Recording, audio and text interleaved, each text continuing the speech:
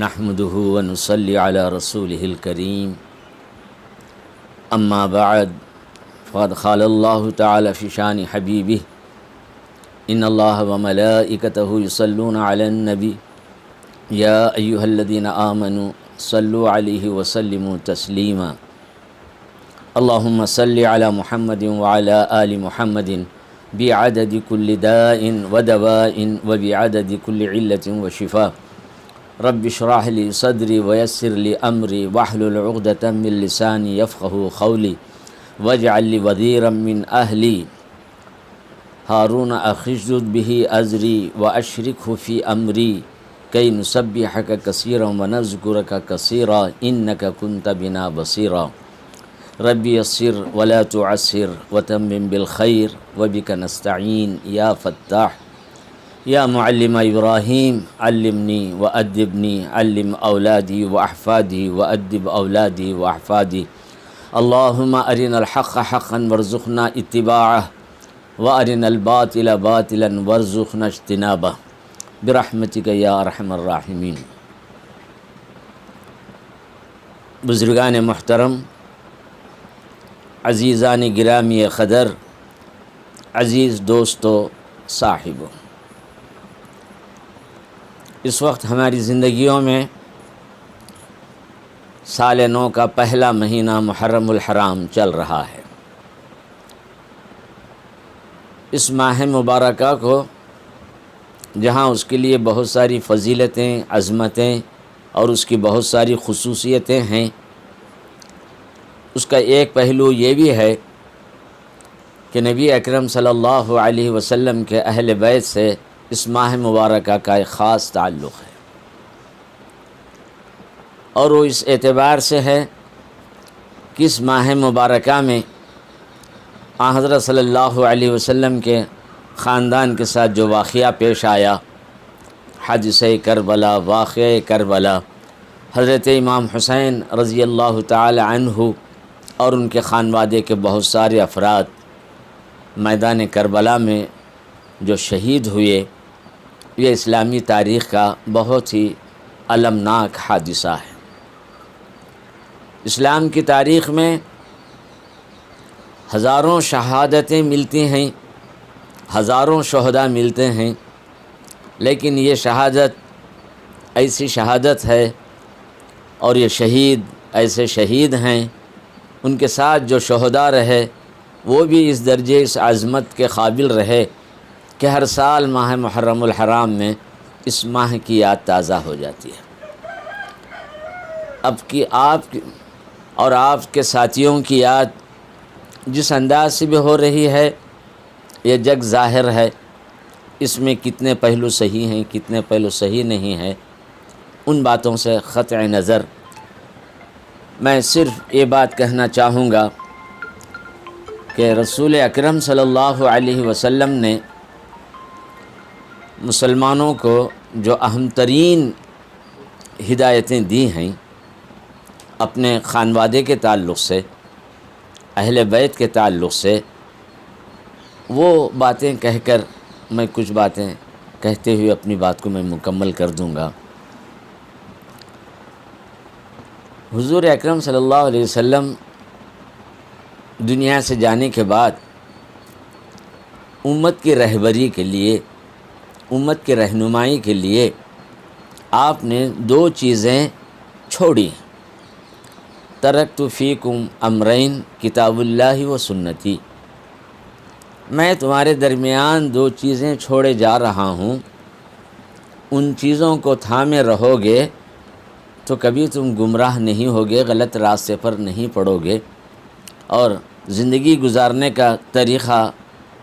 رہنمائی ان دو چیزوں کے ذریعے تمہیں ملتی رہے گی۔ وہ دو چیزوں کی آپ نے وضاحت کر دی، ایک اللہ کی کتاب، دوسری میری سنت۔ قرآن اور حدیث، کتاب و سنت، یہ دو چیزیں تمہارے لیے رہنما ہے، انہیں مقدم رکھو، انہی کی روشنی میں اپنی زندگی کا سفر طے کرو۔ قرآن اور حدیث ہے، پہلا درجہ تو قرآن کریم کا ہے، اس کے بعد رسول اکرم صلی اللہ علیہ وسلم نے سنتی کا لفظ استعمال فرمایا، میری سنت۔ گویا کتاب اصل ہوئی، آپ کی سنت اس کی تفسیر اور تفصیل ہوئی۔ لِتُبَيِّنَ لِلنَّاسِ کہ رسول اللہ صلی اللہ علیہ وسلم قرآن کریم کی تفسیر فرما دیتے تھے اور اپنے عمل کے ذریعے سے بھی قرآن کا ایک نمونہ پیش کرتے تھے۔ گویا رسول اللہ صلی اللہ علیہ وسلم ایک چلتا پھرتا قرآن، ایک جسمانی ایک اور عملی نمونہ بھی آپ کی ذات اقدس تھی۔ گویا قرآن کی تفسیر نبی اکرم صلی اللہ علیہ وسلم کی حدیث ہے۔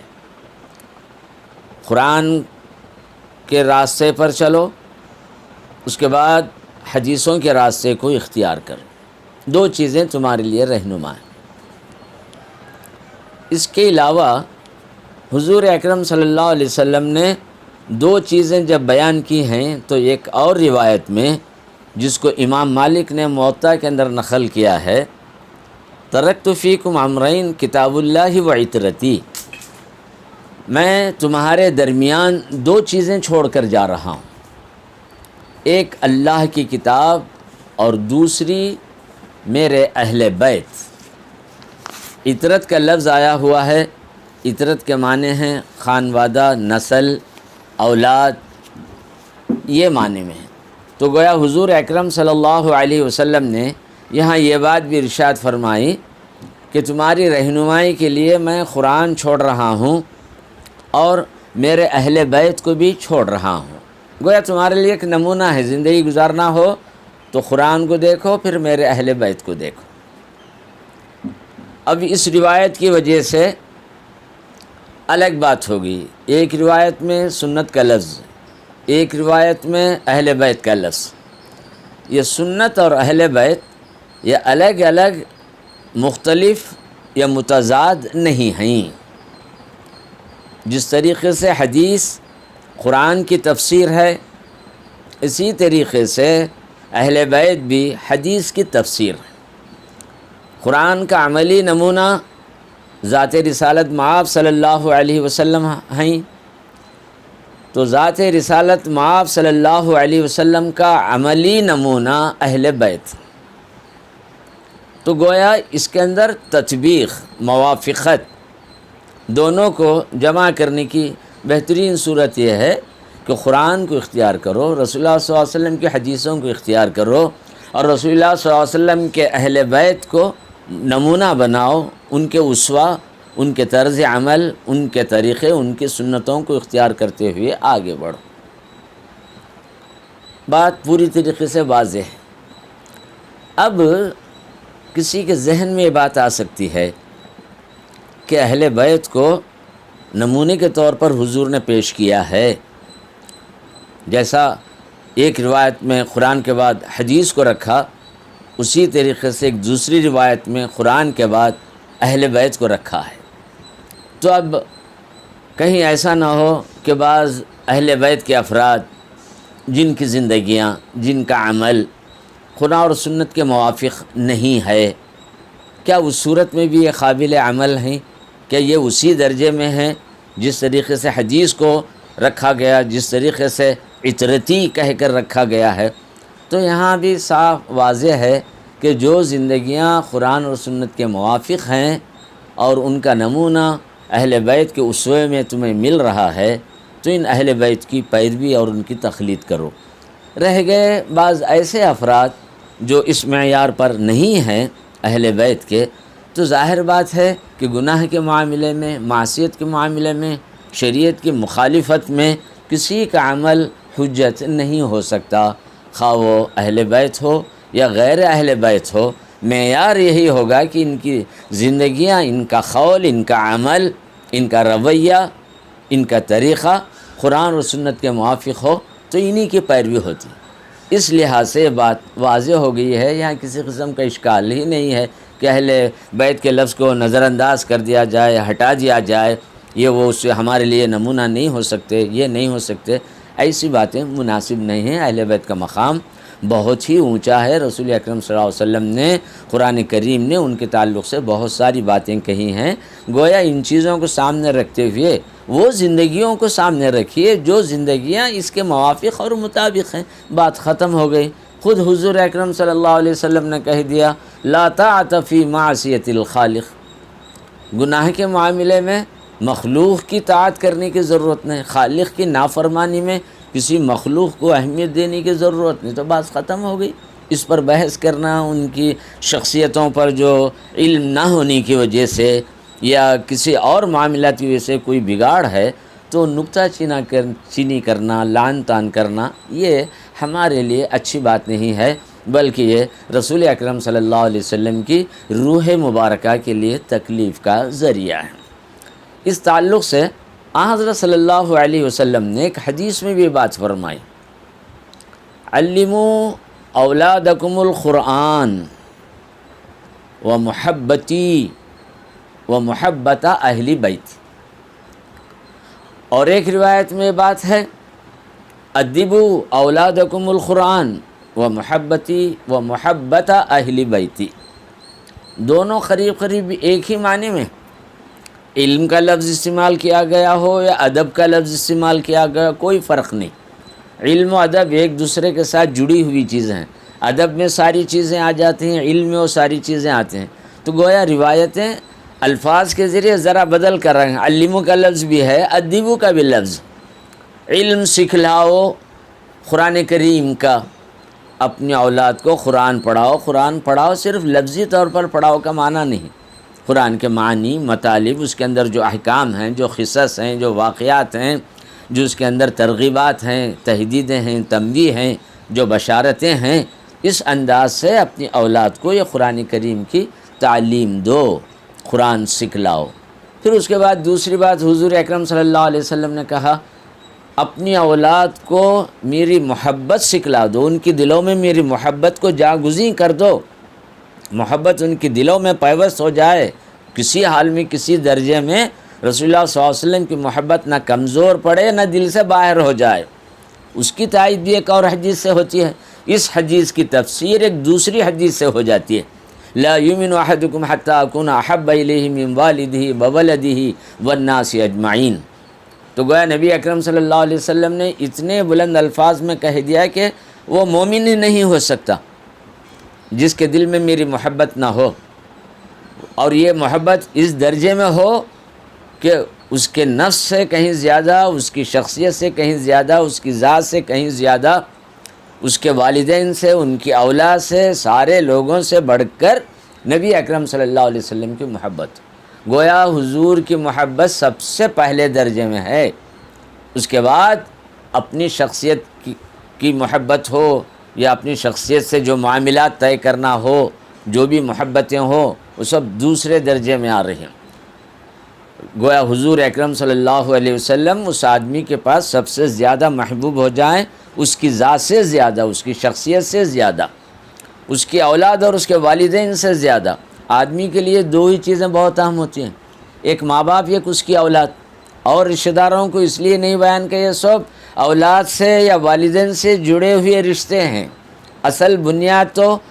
والدین ہیں اور اولاد، انہی سے سارے رشتے پیدا۔ ایک آدمی کو جو رشتہ داری قائم ہوتی ہے، جو قرابت قائم ہوتی ہے، ایک تو ماں کی طرف سے ہے، ایک تو باپ کی طرف سے۔ اسی لیے حدیث میں یہ لفظ استعمال کیا گیا لا یؤمن احدکم حتی اکون احب الیہ من والدہ وولدہ، والد اور ولد، ماں باپ اور اولاد،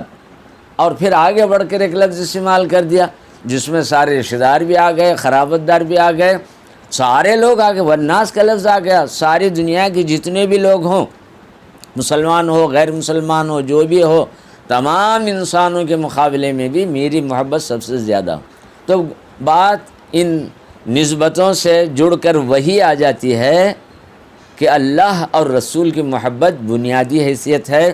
اس کے بعد ساری محبتیں دوسرے درجے میں۔ تو حضور اکرم صلی اللہ علیہ وسلم نے کہا کہ نبی کی محبت کوئی معمولی بات نہیں ہے، اگر نبی کی محبت نہ ہو تو کچھ بھی نہیں، کہ محمد سے وفا تو نے تو ہم تیرے ہیں، یہ جہاں چیز ہے کہ لوح و قلم تیرے ہیں۔ تو بنیادی چیز رسول اللہ صلی اللہ علیہ وسلم کی محبت ہے، عظمت ہے، آپ کا ادب اور احترام ہے، اور محبت اس درجے میں ہو کہ محبوب کی محبت سے آگے بڑھ کر یا محبوب کی محبت کے ساتھ ساتھ محبوب سے جو چیزیں جڑی ہوئی ہیں، محبوب سے جو چیزیں متعلق ہیں، یا محبوب سے جن چیزوں کی نسبت ہے، جو بھی چیزیں محبوب کے ساتھ منسوب ہیں، ان چیزوں کی بھی محبت ہونی چاہیے۔ اور یہ صرف ظاہری الفاظ نہیں بلکہ صحابہ کرام کا عمل بھی اسی قسم کا رہا ہے۔ وہ اسی طریقے سے حضرت صلی اللہ علیہ وسلم کے ساتھ اپنا رویہ، اپنا تعلق رکھا کرتے تھے۔ حضور کے ساتھ محبت اتنی گہری تھی کہ حضور سے جو چیز بھی جڑ گئی ہے اس چیز کے ساتھ محبت کرنا یہ ایمان کا درجہ انہوں نے قرار دیا تھا، اور عملی طور پر یہ نمونہ پیش کیا تھا۔ ایسے ہی ایک دو نہیں، ہمیں سینکڑوں مثالیں مل سکتی ہیں کہ رسول اللہ صلی اللہ علیہ وسلم کی محبت کے ساتھ حضرات صحابہ کرام نے حضور سے جڑی ہوئی تمام چیزوں کے ساتھ محبت کا معاملہ کیا۔ ایک خاتون کا تذکرہ امام بخاری نے بھی اس کو نقل کیا۔ ایک صحابی حضور اکرم صلی اللہ علیہ وسلم کے بدن مبارک پر ایک اچھی سی چادر دیکھی، تو فوراً حضور سے عرض کیا، یا رسول اللہ کتنی اچھی چادر ہے، کتنی خوبصورت ہے۔ چادر کی جیسے ہی انہوں نے تعریف کی تو حضرت صلی اللہ علیہ وسلم نے سمجھ لیا کہ شاید یہ اس چادر کو پسند کر رہے ہیں، تو فوراً اپنے بدن مبارک سے وہ چادر نکالی اور ان کو اڑا دیا۔ ان کا یہ عمل بعض صحابہ کو بڑا ناگوار لگا، اچھا نہیں لگا، اس لیے کہ حضور اکرم صلی اللہ علیہ وسلم نے وہ جو چادر آپ کی خدمت میں ایک خاتون لا کر جو پیش کر رہی تھی،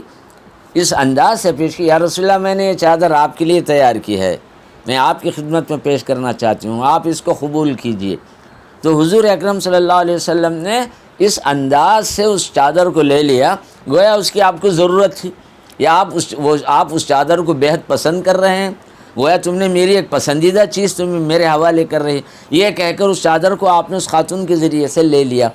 اور لینے کے کچھ دیر بعد آپ کے بدن مبارک پر رہی تو ایک صحابی نے یہ کہہ کر چادر کی تعریف کر دی کہ بہت اچھی ہے یہ، تو حضور اکرم صلی اللہ علیہ وسلم نے فوراً چادر نکالا اور اس صحابی کو اڑا دیا۔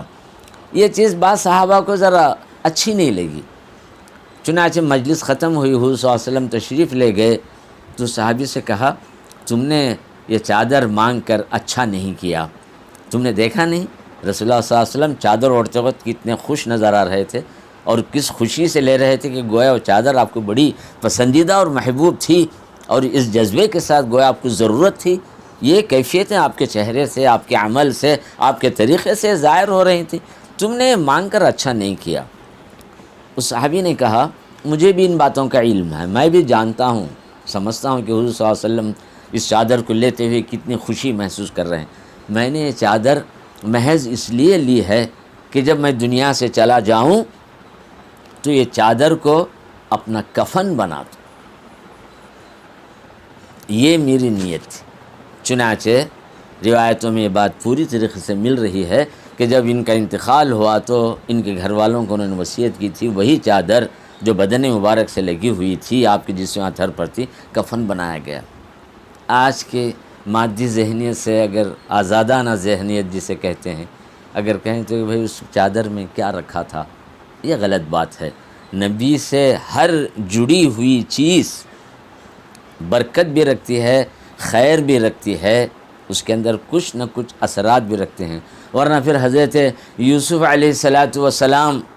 کے بارے میں آپ کہیں، اذهبوا بقمیصی ھذا فالقوا علی وجہ ابی یاتی بصیرا،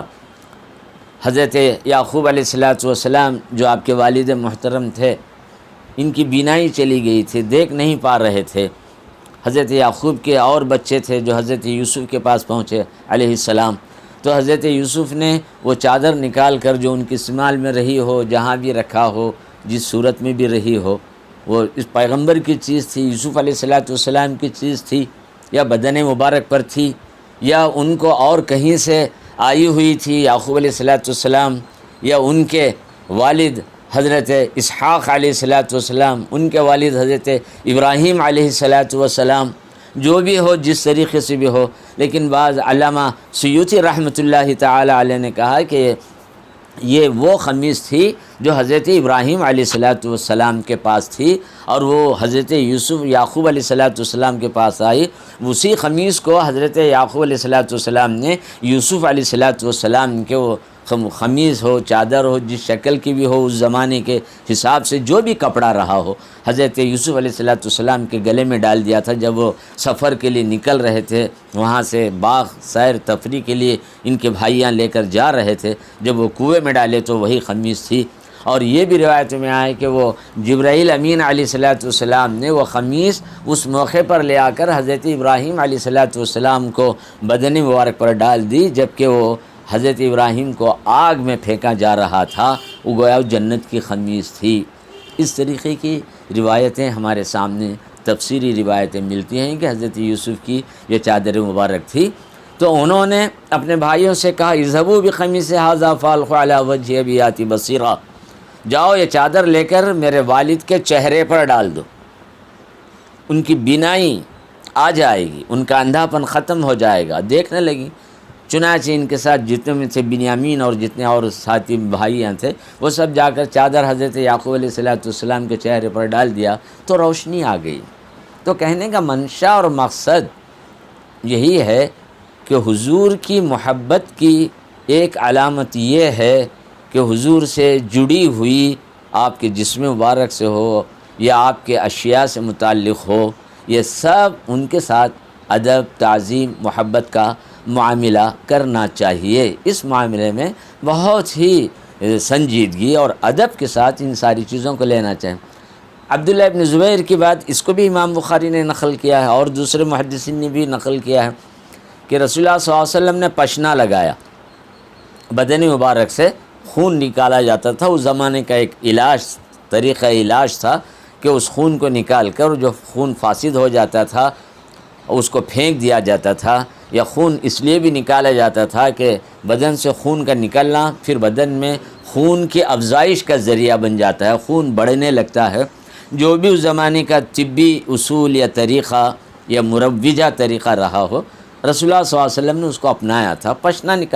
پشنا لگا کر خون نکالا گیا ایک چھوٹے سے برتن میں۔ عبداللہ ابن زبیر سے کہا جاؤ اس کو پھینک کر آ جاؤ۔ عبداللہ ابن زبیر لے کر چلے گئے۔ باہر جانے کے بعد ان کے دل میں خیال پیدا ہوا کہ نہیں، اس کو پھینکنا نہیں چاہیے، اس کو تو پی لینا چاہیے۔ انہوں نے خون پی لیا اور رسول اللہ صلی اللہ علیہ وسلم کی مجلس میں آ کر بیٹھے۔ حضرت صلی اللہ علیہ وسلم کے آپ کو دیکھنے سے کچھ ایسا محسوس ہوا کہ یہ کیا کیے ہیں خون، یا جلدی آنے پر ہو یا ہو سکتا ہو آپ کے لبوں پر ہونٹوں پر کوئی ایسی کیفیت، کوئی تریب نظر آ گئی، جو بھی ہو، یا رسول اللہ صلی اللہ علیہ وسلم کے قلب اطہر پر الہام کی کیفیت ہوگی، انہوں نے یہ کام کیا ہے۔ وحی ہے، نبی کا وحی کا سلسلہ ہے، نبوت کا سلسلہ ہے، آسمان سے رابطہ برابر مسلسل قائم ہے۔ جو بھی صورت رہی ہو، رسول اکرم صلی اللہ علیہ وسلم نے قریب بلا کر پوچھا کیا اس خون کو تم نے پھینک دیا؟ اب حضرت عبداللہ ابن زبیر سوچا پڑے، صحیح بات کہیں تو کیا ہے، غلط بات تو کہنا ہرگز مناسب نہیں تھا، اور ورنہ صحابہ کا ویسا مزاج کہ حضور اکرم صلی اللہ علیہ وسلم کے سامنے کوئی ایسی بات کہیں، کسی صحابی کا ایسا کوئی عمل نہیں، حالانکہ کم عمر تھے، بچپن ہی سے ان کے اندر وہ فراست، ذہانت، فطانت، عقل مندی، ادب، سعادت، ساری چیزیں تھیں ان کے اندر۔ حضرت ابوبکر کے نواسے تھے، کوئی معمولی تعلق نہیں تھا، خون کے وہ اثرات ان کے اندر بھی تھے۔ تو حضور اکرم صلی اللہ علیہ وسلم کے پوچھنے پر انہوں نے ایسا لفظ استعمال کیا جس میں جھوٹ بھی نہ ہو اور سچائی کے قریب بھی ہو۔ کہا میں نے اس کو غائب کر دیا ہے، پھینکنا بھی غائب کرنا ہے، پی لینا بھی غائب کر دینا ہے، گویا اس چیز کو اپنے مقام سے ہٹا دینا ہے۔ انہوں نے یہ لفظ استعمال کیا تو حضور اکرم صلی اللہ علیہ وسلم نے کہا شاید تم نے پی لیا ہے۔ تو اب جب بات سامنے آ گئی تو عبداللہ ابن زبیر نے کہا یا رسول اللہ ہاں میں نے پی لیا۔ کیوں ایسا کام تم نے کیا؟ تو عبداللہ ابن زبیر کے الفاظ تھے، میرے دل میں خیال پیدا ہوا یہ تو نبی اکرم صلی اللہ علیہ وسلم کا خون مبارک، اگر یہ خون میرے بدن میں چلا جائے اور میرے بدن میں رہ جائے تو شاید میں دوزخ کی آگ سے محفوظ رہوں گا، میں بچ جاؤں گا۔ یہ خیال آیا، اسی لیے میں نے پی لیا۔ تو حضور اکرم صلی اللہ علیہ وسلم نے سر پر ہاتھ پھیرا، لن تصیبک النار، انشاءاللہ دوزخ کی آگ تمہیں نہیں چھوئے گی۔ چنانچہ عشرہ مبشرہ میں غالباً ان کا بھی نام ہے، کیونکہ عشرہ مبشرہ 10 ہی نہیں ہیں، اور بھی بہت سارے ہیں، جس کے اندر حضرت فاطمہ آتی ہیں اور حضرت سلمان فارسی آتے ہیں، بہت سارے صحابہ میں بڑی تفصیل ہے، کئی ہیں، ایک دو نہیں ہیں، عمار ابن یاسر بھی آتے ہیں۔ تو بہرکیف خلاصے کے طور پر یہی بات ہے کہ حضور اکرم صلی اللہ علیہ وسلم کی محبت کی ایک علامت ہے، ان سے منسوب جو بھی چیز ہے اس کے ساتھ ادب اور احترام کا معاملہ ہونا چاہیے۔ تحقیر اور تذلیل، انکار یا اس قسم کے رویے سے بچنا چاہیے، بڑے ادب اور سعادت کی بات یہ ہے۔ پھر اسی حدیث کے اندر حضور اکرم صلی اللہ علیہ وسلم نے تیسری بات کہی، وہ محبت اہل بیتی، میرے اہل بیت کی محبت بھی اپنے بچوں کے دلوں میں اتارو، ان کے اندر بھی یہ کیفیت کو پیدا کر دو۔ گویا 3 چیزوں کی تعلیم کی ذمہ داری نبی اکرم صلی اللہ علیہ وسلم نے والدین پر دی کہ وہ قرآن کی تعلیم دیں، پھر رسول اللہ صلی اللہ علیہ وسلم کی محبت ان کے دلوں میں اتار دیں، پھر اس کے بعد اہل بیت کی محبت ان کے دلوں میں اتار دیں۔ اہل بیت کی محبت کے تعلق سے بہت ساری چیزیں، سب سے بڑی عظمت اور فضیلت کی بات یہ ہے، قرآن کریم نے کہا انما یرید اللہ لیذھب عنکم الرجس اہل البیت، اللہ تبارک و تعالی چاہتا ہے کہ اہل بیت کو رجس سے، یعنی گندگی، خباثت، نجاست، غلاظت، ناپسندیدہ چیز، مکروہ چیز، حرام چیز، یہ ساری چیزوں سے ان کو پاک و صاف کریں۔ طہارت 2 قسم کی ہے، ایک ظاہری طہارت یہ ہے، ایک باطنی طہارت یہ ہے۔ باطنی طہارت ہے کہ ان کے روح کو پاک و صاف کیا جائے، ضمیر کو، ان کے قلب کو، ان کے دل و دماغ کو پاک صاف کیا، گندگی سے ان کو دور رکھا جائے، یہ معنی ہے۔ اس طریقے سے یہ اہل بیت کی فضیلت اور عظمت کے تعلق سے بڑی بات ہے۔ حضرت شیخ عبدالحق محدث دہلوی رحمۃ اللہ تعالی علیہ نے اخیار الاخیار کے اندر بھی ایک بات لکھی ہے۔ علامہ ابن حجر مکی حیتمی رحمۃ اللہ تعالی علیہ نے اپنی کتاب حسن التوسل کے اندر انہوں نے یہ بات لکھی ہے۔ میں چاہتا ہوں کہ خود اسی کتاب کا عنوان ترجمہ آپ کے سامنے رکھوں۔ یہ حضرت خطب بیلور رحمۃ اللہ تعالی علیہ نے، ان کی بڑی مشہور اور معروف کتاب ہے فصل الخطاب بین الخطأ والصواب، یہ فارسی میں ہے، 150 فل اسکیپ کے صفحات پر لکھی گئی ہے، اور حضرت کی زندگی میں آخری ایام میں یہ کتاب چھپ چکی ہے۔ حضرت کی وفات 1280 پر 9 ہجری میں ہوئی،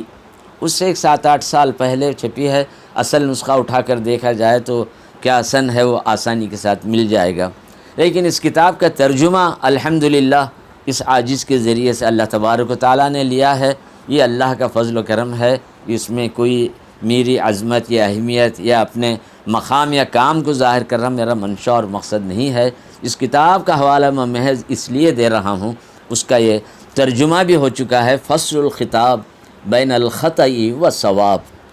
یہ چھپ چکی ہے چند ہی سال پہلے، قریب حال ہی میں اس کا سن تصنیف آپ کو بتلا دوں 2011 میں یہ ترجمہ چھپ چکا ہے، قریباً 500 صفحات پر یہ کتاب مشتمل ہے۔ اس کتاب کے اندر ایک اہم بات یہ ہے کہ حضرت خطب بیلور رحمۃ اللہ تعالی علیہ نے ایک مسلمان پر کن کن کے حقوق ہیں وہ تفصیل آپ نے بیان کی ہے۔ اس میں سے ایک باب، ایک فصل، اس میں انہوں نے بیان کیا کن کن کے حقوق ایک مسلمان پر آتے ہیں، والدین کے حقوق، بیوی بچوں کے حقوق، مرشد کے حقوق، استاد کے حقوق، پڑوسیوں کے حقوق، ملنے جلنے والوں کے حقوق، یہ کہہ کر اس میں ایک فصل، ایک حصہ یہ بھی قائم کیا ہے سادات کرام اہل بیت کے حقوق و آداب، بڑی تفصیل سے انہوں نے اس کے اندر لکھا ہے۔ اہل بیت کے حقوق ہمارے اوپر کیا ہیں، ان کے ساتھ آداب کا معاملہ کس قسم کا ہونا چاہیے، یہ دونوں باتیں انہوں نے یہ کہیں۔ اور حضرت قطب ویلور کے قلم کی خاص خصوصیت یہ ہے کہ ہر معاملے میں غلو اور تشدد، افراط اور تفریط، انتہا اور پستی، دونوں چیزوں سے ہٹ کر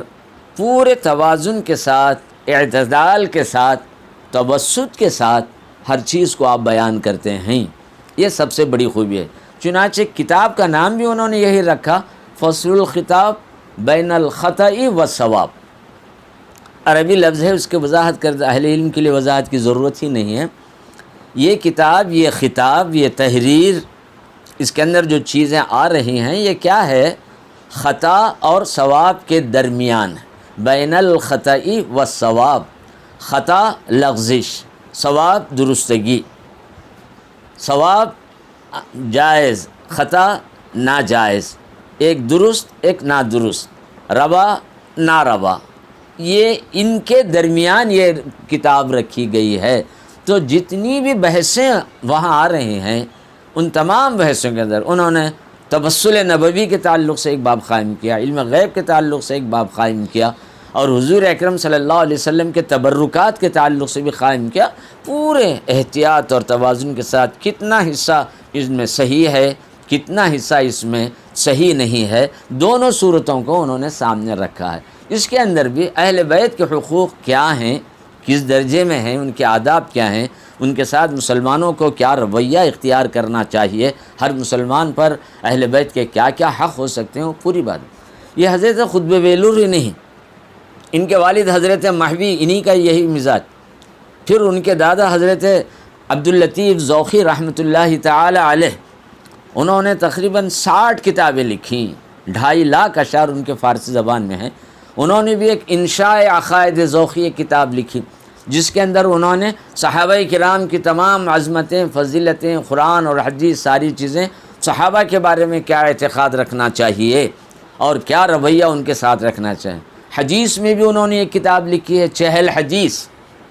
در فضائل خلفاء راشدین و اہل بیت نبوی۔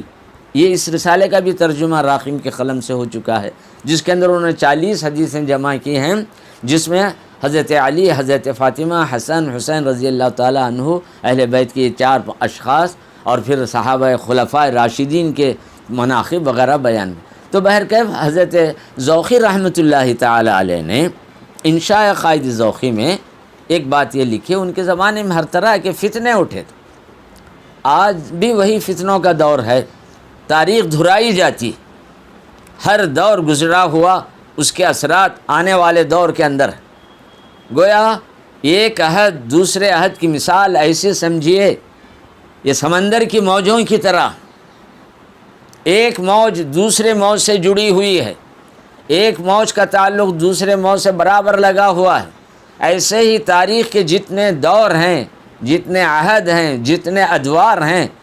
ہر دور کے اثرات آنے والے دور پر ضرور مرتب ہیں، اور اس طریقے سے تسلسل ہمیشہ چلا آ رہا ہے۔ تو حضرت ذوقی علیہ الرحمہ جو 12ویں صدی ہجری کے بزرگ ہیں، ان کے زمانے میں کچھ اسی قسم کے حالات صحابہ کے تعلق سے ہو، اہل بیت کے تعلق سے ہو، تو انہوں نے رخات کی شکل میں بڑی مستند مستحکم کتاب لکھی ہے، جس کا ترجمہ یہ بھی فارسی میں ہے۔ اس کا ترجمہ میرے استاد محترم حضرت علامہ سید حمید اشرف کچوچوی نے کیا ہے۔ یہ خانوادہ اشرفیہ کے معناز بزرگ ہیں، حضور محدث اعظم ہند علیہ الرحمہ کے بہن کے فرزند ہیں، بھانجے ہیں، انہوں نے اس کا ترجمہ کیا۔ اچانک مجھے درمیان میں یہ بات آ گئی، چونکہ یہ چیزیں بھی موضوع سے جڑی ہوئی ہیں، کوئی الگ نہیں ہے، یہ باتیں بہت اہم ہیں جو ان چیزوں کو سمجھنے کے لیے سامنے رکھنا چاہیے۔ تو حضرت ذوقی علیہ الرحمہ نے بڑی عمدہ بات یہ لکھی ہے کہ رسول اللہ صلی اللہ علیہ وسلم کے نواسوں اور حضرت علی، حضرت معاویہ رضی اللہ تعالیٰ عنہ کے درمیان جو واقعات پیش آئے، اگرچہ کہ یہ واقعات تاریخ کے ہیں، اس کے اندر کئی ایسی روایتیں صحیح بھی ہیں، غلط بھی ہیں، کہیں انتہا پسندی ہے، کہیں افراط ہیں، کہیں کسی انداز سے سب جمع کیا گیا ہے، لیکن ہمیں چاہیے کہ ان روایتوں کے اندر بڑے احتیاط کے ساتھ لوگوں کے ساتھ سامنے پہنچائیں، بہت ہی تدبر اور حکمت کے ساتھ، عقل مندی کے ساتھ ان روایتوں کو عوام کے سامنے لائیں، بیان کریں۔ یہ تاریخی حقائق بھی ہوں یا تاریخ کے بیانات ہوں، خواہ وہ اپنی جگہ صحت رکھتے ہوں یا نہ رکھتے ہوں، ان کے اندر کئی چیزیں رتب و یابس یا صحیح و غلط، صدق و کذب، سچائی اور جھوٹائی، ساری چیزیں اس کے اندر جڑی ہوئی ضرور ہیں، لہٰذا اس میں بہت احتیاط کی ضرورت ہے۔ یہ اتنا احتیاط برتنے کی تعلیم امت کو کیوں دی؟ اپنے مریدین اور اپنے خلفاء کے نام یہ خطوط انہوں نے بھیجایا، یہ کیوں ایسا کیا؟ اس لیے، اور اس کی وجہ بھی انہوں نے آخر میں لکھ دی ہے، بتلا دی ہے۔ حضور اکرم صلی اللہ علیہ وسلم کی حضور کے دنیا سے جانے کے صرف 50 سال کے بعد اتنا بڑا واقعہ پیش آیا، اور حضور اکرم صلی اللہ علیہ وسلم کے بعد خلافت راشدہ کے آخری دور میں طرح طرح کے واقعات پیش آئے۔ گویا 30 سال ختم بھی نہیں ہوئے تھے، طرح طرح کے فتنے اٹھے، طرح طرح کے یہ معاملے پیش آئے، اور جب نصف صدی بھی مکمل نہیں ہو رہی تھی خلافت راشدہ کے بعد ملوکیت کا دور آیا، 20 سالہ دور ختم ہوتے ہی گویا 50 سال مکمل ہوتے ہی اتنے سارے اختلافات، ہنگامے، یہ وہ ساری چیزیں سامنے آئی ہیں۔ اس سے لوگوں کے ذہن میں پیدا ہوگا کہ رسول اللہ صلی اللہ علیہ وسلم کی تربیت کا کیا اثر ہوا کہ اتنا جلدی یہ لوگ ایسے ہو گئے۔ ان روایتوں سے کہیں یہ بات لوگوں کے ذہن میں نہ بیٹھے کہ صحابہ کرام، اگر صحابہ پورے بھی نہیں تھے اس وقت دنیا سے جا چکے تھے، تو صحابہ کی اولاد جو تابعین ہے وہ بھی کسی درجے میں کم شخصیتیں نہیں ہیں۔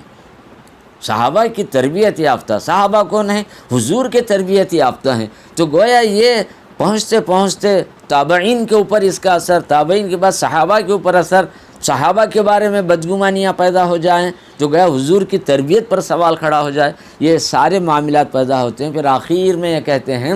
ان معاملات میں بہت سوچ سمجھ کر اس کو کہنا چاہیے، سننا چاہیے۔ کہیں ان واقعات سے صحابہ سے بدگمانی پیدا ہو گئی تو ایمان چلا جائے گا۔ صحابہ کے ساتھ بدگمانی اس سے زیادہ نقصان اور خسران اور کوئی چیز نہیں ہے، لہذا ایسی باتوں سے، ایسی روایتوں سے، حکایتوں سے احتیاط برتو، کہنے سے، سننے سے، جس سے صحابہ کی عظمت مجروح ہو جائے، صحابہ کے تعلق سے شکوک پیدا ہو جائے، کیا یہ یہی لوگ تھے، انہوں نے ایسا کیا، ویسا کیا، یہ یہی لوگ تھے، اس قسم کی باتیں پیدا ہوں گی۔ لہٰذا تمہیں ان باتوں میں بہت سوچ سمجھ کر آگے بڑھنا، یہ احتیاط ہے تاکہ صحابہ کا مقام بھی محفوظ رہے اور صحابہ کے تعلق سے بدگمانی نہ ہو۔ اگر ان کے ساتھ بدگمانی ہو جائے تو ایمان خطرے میں پڑ جائے گا۔ یہ کہہ کر انہوں نے اسی خط کے آخر میں ایک بات یہ لکھی ہے، یہ وہ بزرگان کرام ہیں جو حضور جب دنیا سے جا رہے تھے 1,40,000 بعض روایتوں میں 1,24,000 جو اس وقت حج کے موقع پر میدان عرفات میں حاضر رہے۔ اتنے کتنے ہزار صحابہ ہوں گے جو اس وقت حاضر نہیں ہوئے۔ گویا ان تمام صحابہ کے بارے میں جو کل تک بھی ایمان لے آیا ہو، حضور کو دیکھ لیا ہو، تو اللہ تبارک و تعالیٰ نے کہا رضی اللہ عنہم ورضوا عنہ، اللہ ان سے راضی ہوا اور وہ لوگ اللہ سے راضی۔ تو حضرت ذوقی رحمۃ اللہ تعالیٰ علیہ نے ایک تفسیر لکھی ہے، فارسی میں ہے، غیر مطبوعہ ہے، اس کے نسخے نایاب ہے، وہ ہے تفسیر لطیفی۔ اس کے اندر انہوں نے یہ ایک آیت کے تحت یہ معنی بیان کیا ہے، اللہ جن سے راضی ہو ایسے لوگ دوزخ میں چلے جائیں یا ایسے لوگ ایمان سے محروم ہو جائیں یا ان کا خاتمہ کفر پر ہو جائے، یہ ہرگز نہیں ہو سکتا۔ لہٰذا ہر صحابی دنیا سے ایمان ہی سے چلا گیا ہے، لہٰذا رضی اللہ عنہ و رضوا عنہ کہنے کے بعد یہ موقف اختیار کرنا چاہے کہ ہر صحابی جاتے ہوئے اپنے ساتھ ایمان کو لے کر گیا ہے، کسی صحابی کا خاتمہ کفر پر ہرگز نہیں ہو سکتا، چونکہ وہ اللہ کس سے راضی تھے، اللہ ان سے راضی تھا، قرآن میں ایک مقام پر نہیں 2-3 مقام پر ہے رضی اللہ عنہم ورضوا عنہ، اہل بدر کی مغفرت کا اعلان، عشرہ مبشرہ کے جنتی ہونے کا اعلان، اہل احد کے تعلق سے بیعت رضوان میں 1400 صحابہ کرام اور جتنے بھی حضرات ہیں ان صحابہ ان سب کے تعلق سے یہی بات ہے، یہ کہہ کر انہوں نے یہ موقف اختیار کیا۔ تو اسی سے یہ بات بھی سامنے آتی ہے کہ اہل بیت کے تعلق سے بھی علامہ ابن حجر مکی انہی کے جو اسی کتاب کے اندر ہے، میں وہ آپ حضرات کے سامنے پڑھ کر سنانا چاہتا ہوں تاکہ میرے طرف سے کوئی ایسی بات نہ ہو کہ میں نے اس کے اندر کوئی ایسی بات کہی ہے۔ علامہ ابن حجر مکی کی کتاب جو ہے حسن التوسل، اس کے اندر انہوں نے لکھا ہے اہل بیت کا ادب و احترام، ان کا پاس و لحاظ اور ان کی رعایت کرنا اور ان کے ساتھ حسن اخلاق سے، خوش سلیقگی سے، خوش رویے کے ساتھ پیش آنا، یہ واجب ہے۔ اور یہ واجب اس لیے ہے کہ رسول اللہ صلی اللہ علیہ وسلم کے ساتھ ان کی رشتہ داری کی وجہ سے واجب۔ حضرت نے علت بھی بتلا دی، اہل بیت کے ساتھ محبت ہو رسول کی محبت کی وجہ سے، اور اولاد کو یہ سکھلاؤ اہل بیت نبوی کی محبت ان کی دلوں میں اتارو۔ تو علامہ ابن حجر مکی علیہ الرحمہ نے یہ بات کہی ہے، رسول اللہ صلی اللہ علیہ وسلم کے ساتھ ان کا ایک رشتہ ہے، خونی رشتہ ہے، قرابت ہے، اس رشتہ داری کی وجہ سے ان کا ادب و احترام کرنا امت پر واجب ہے۔ یہ لفظ واجب انہوں نے ہی لکھا ہے، کیونکہ اہل بیت سے اگر کوئی رفض یا بدعت یا خلاف شرع کوئی اعمال صادر بھی ہو گئے ہیں ان کے کسی فرد سے، کسی سید زادے سے، سادات کے کسی آدمیوں سے ان کی نسل میں، تو فرماتے ہیں حضور کے ساتھ ان کی جو قرابت و رشتہ داری ہے وہ منقطع نہیں ہو سکتی۔ بات پوری طریقے سے واضح کر دیا گیا ہے کہ تمہاری نظریں ان کے کسی برے عمل یا غلط رویہ کی طرف نہیں جانا چاہیے، ان کے اس کے ارتکاب کی وجہ سے حضور کے ساتھ جو ان کا رشتہ ہے وہ رشتہ منقطع نہیں ہوگا، قرابت منقطع نہیں ہوگی، اور یہ تعلق کو ختم نہیں کیا جا سکتا۔ یہ میرے الفاظ نہیں، علامہ ابن حجر مکی حیتمی علیہ الرحمہ کے ہیں۔ پھر انہوں نے ایک مثال بھی دی، جیسے کسی ماں باپ کا بیٹا نافرمان ہے، صحیح راستے پر نہیں ہے، اس کے صحیح راستے پر نہ رہنے کی وجہ سے وہ باپ کے نسب سے دور نہیں ہوگا، باپ کی وراثت سے محروم نہیں ہوگا کہ ان کا بیٹا نااہل تھا لہذا جائیداد میں اسے حصہ نہیں ملنا چاہیے، کتنا ہی آوارہ اور بدماش کیوں بھی نہ ہو برابر اسے حصے میں ترکے میں برابر مل کر رہے گا۔ یہ اور ایک بات ہے کہ معاذ اللہ استغفر اللہ ایمان سے چلا گیا تو وہ مسئلہ الگ ہو جاتا، اس کو یہاں لانے کی ضرورت نہیں۔ حضرت نے یہ بات یہاں پر لکھی ہے، حضور رفض و بدعت دو لفظ انہوں نے استعمال کیا، ایک رفض کا لفظ استعمال کیا ہے، ایک بدعت کا لفظ استعمال کیا۔ اس طرح کے اعمال اگر کسی سے صادر ہو گئے ہیں تو اس کے باوجود بھی تم ان کے ادب اور احترام میں، حسن سلوک میں تمہیں کمی نہیں کرنا چاہیے، کیونکہ اس کی وجہ سے جو حضور سے کے ساتھ ان کا جو رشتہ اور تعلق ہے وہ منقطع نہیں ہو سکتا، اس لیے کہ نافرمان بیٹا باپ کی وراثت سے محروم بھی نہیں ہوتا اور حسب و نسب سے خارج بھی نہیں ہوتا۔ اتنی بات تو انہوں نے لکھ دی۔ پھر اس کے بعد اسی کتاب کے اندر شاہ عبدالحق محدث دہلوی رحمۃ اللہ تعالی علیہ کے حوالے سے اور علامہ ابن حجر مکی حیتمی علیہ الرحمہ اور علامہ بہت بڑے صوفی کامل ابن عربی، جن سے ایک مستقل مکتبہ فکر وجودیہ سامنے آیا، وجودی طرز فکر کے صوفی ہیں، اس صوفیوں کے پاس اہل تصوف کے اندر دو فرقے ہیں، ایک وجودیہ ہے ایک شہودیہ ہے۔ ابن عربی مکی نے بھی اس حوالے سے بات لی، وہ اقتباس آپ کو سنا کر اپنی گفتگو کو میں اب ختم کر دوں۔ اہل بیت کی شان میں قرآن کریم کی ایک آیت ہے، سورہ احزاب ہے، انما یرید اللہ لیذھب عنکم الرجس اہل بیت، میں نے اس کا ترجمہ پہلے ہی سنا دیا۔ اس کے تعلق سے بعض مفسرین نے جو بات لکھی ہے، اس آیت کا ایک معنی یہ بتلایا ہے، اہل بیت کا کوئی آدمی دنیا سے نہیں جائے گا جب تک کہ وہ رجس، کثافت، گندگی معنوی ہو ظاہری ہو، وہ پاک و صاف نہ ہو جائے۔ گویا اہل بیت کا آدمی اس گندگی سے پاک ہو کر ہی دنیا سے آخرت میں چلا جائے گا۔ اور وہ پاکیزگی و طہارت کس طریقے سے ہوگی؟ 2 صورتیں انہوں نے بتلائیں۔ یا تو ان پر طرح طرح کی بیماریاں ہوں گی، یا تو ان پر طرح طرح کی تکلیفیں، آزمائشیں، مصیبتیں، بلائیں ہر طرح کی ان پر آتی رہیں گی، دوسروں کے مقابلے میں ان پر اتنے زیادہ ہوتی رہیں گی۔ یہ بلائیں ان کے لیے اس لیے ہے کہ ان سے جو برے اعمال ہوئے تھے اس گندگی کو اللہ تبارک و تعالیٰ پاک و صاف کر دے گا، اگرچہ کہ ان کی موت سے کچھ دیر ہی پہلے لیُذْهِبَ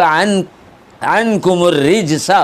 اس رجس کو اللہ دور کرے گا۔ تو وہ دور کرنے کی صورت یہی بتلا دی گئی کہ اس طریقے سے اللہ تبارک و تعالیٰ ان کو پاک و صاف کر کے ان کو دنیا سے رخصت فرمائے گا۔ تو یہ اہل بیت کے تعلق سے کچھ باتیں تھیں، اور بھی کچھ فضیلتیں اور اس کے تعلق سے ہے۔ ایک اہم بات جو مجھے اس وقت عرض کرنی ہے، جو تمام فتنوں کی جڑ یا سادات کی بے توقیری، تحقیر و تذلیل کا ایک ذریعہ بن جاتا ہے، وہ نفس اور علم ظاہر ہے۔ علم کیا ہے؟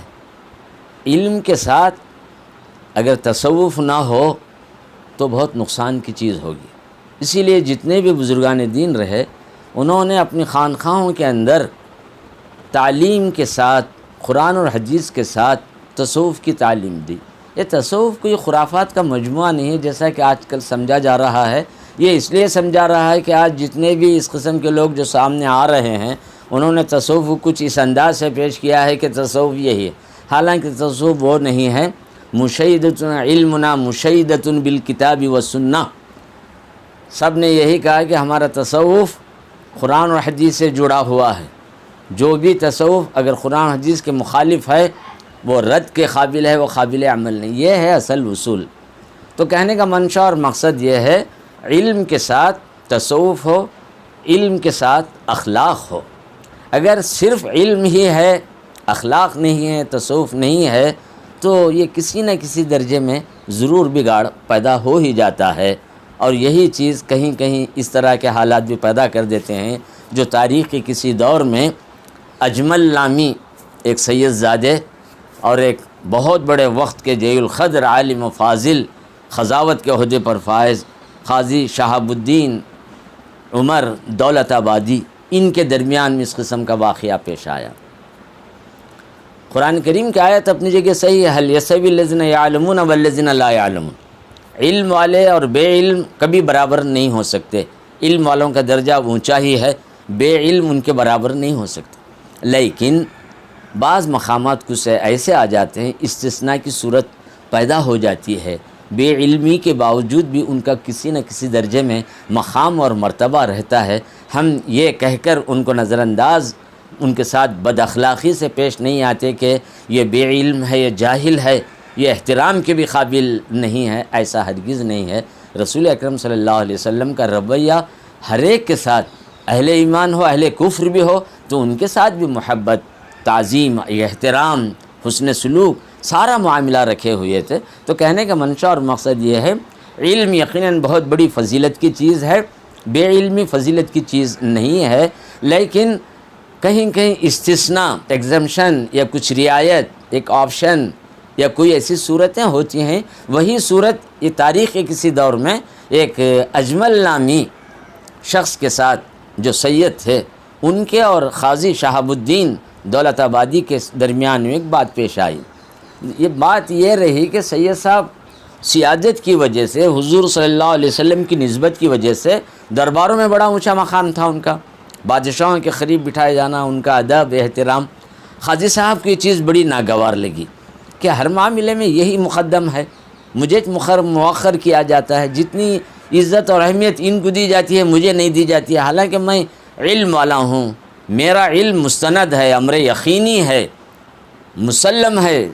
سارا جگ جانتا ہے کہ میں کس درجے کا عالم ہوں۔ لیکن یہ تو معمولی سیدھا جو بے علم آدمی ہے، اس کی سیادت، اس کا سید ہونا بھی مشکوک ہے۔ کیا یقینی کہ یہ سید ہے؟ ان کی سیادت غیر یقینی ہے، میری عالمیت اور فضیلت امر یقینی ہے، لہٰذا میں اس کے مقابلے میں بہتر اور افضل ہوں۔ اس قسم کی بات انہوں نے سوچی اور بعض واقعات کے اندر یہ اور بھی تفصیل ملتی ہے کہ انہوں نے اجمل صاحب سے کچھ گستاخی یا اور لوگوں کے سامنے ان کی تحقیر، اپنا یہ نقطۂ نظر جو تھا کہ میری اہمیت ہے اس سید کے مقابلے میں جو مستند نہیں ہے، یہ کہہ کر اپنی عظمت بیان کی۔ لیکن عجیب و غریب معاملہ دیکھیے، اسی رات ان کے خواب میں نبی اکرم صلی اللہ علیہ وسلم تشریف لے آئے اور فرمایا تمہارا یہ رویہ جو اجمل کے ساتھ رہا یہ صحیح نہیں تھا، تمہیں انہیں خوش کرنا چاہیے، ان کی ناراضگی کو، ان کی جو دل شکنی ہوئی ہے اس کو دور کرنا چاہیے۔ یہ کہہ کر رسول اکرم صلی اللہ علیہ وسلم نے خواب میں یہ بات کہی تو نیند سے بیدار ہو گئے، تو بہت پریشان ہو گئے کہ اللہ کے رسول خواب میں آئے اور اس کے بارے میں یہ بات کہی دی۔ تو فوراً انہوں نے اجمل کی خدمت میں حاضری دی، معافی چاہا کہ تم کہو کہ میں نے معاف کر دیا ہے جو کچھ کہ میرے ساتھ زیادتی ہوئی ہے، یہ کہہ کر انہوں نے معافی چاہی۔ اس کے بعد ان کے خل پر نامعلوم سادات کرام کی محبت، یہ عظمت جو بھی اس واقعے سے ہوئی ہو، اتنے متاثر ہوئے کہ انہوں نے فارسی میں ایک کتاب ہی لکھ دی ہے مناقب سادات۔ یہ چھپی نہیں ہے، اس کا فارسی نسخہ ہے، دنیا میں کہیں کہیں کہاں ہے پتہ نہیں، ہندوستان میں ایک دو لائبریریوں میں ہی ہے۔ اس کے کچھ حصے مجھے یہاں کے بزرگوں کی کتابوں میں ملے جس کا مطالعہ میں نے کیا ہے، اور یہ اس لیے بھی مجھے معلوم ہوا کہ حضرت خطب بیلور رحمۃ اللہ تعالی علیہ نے اس واقعے کو اپنی اس کتاب کے اندر نقل کیا۔ محترم بزرگوں اور عزیز ساتھیوں،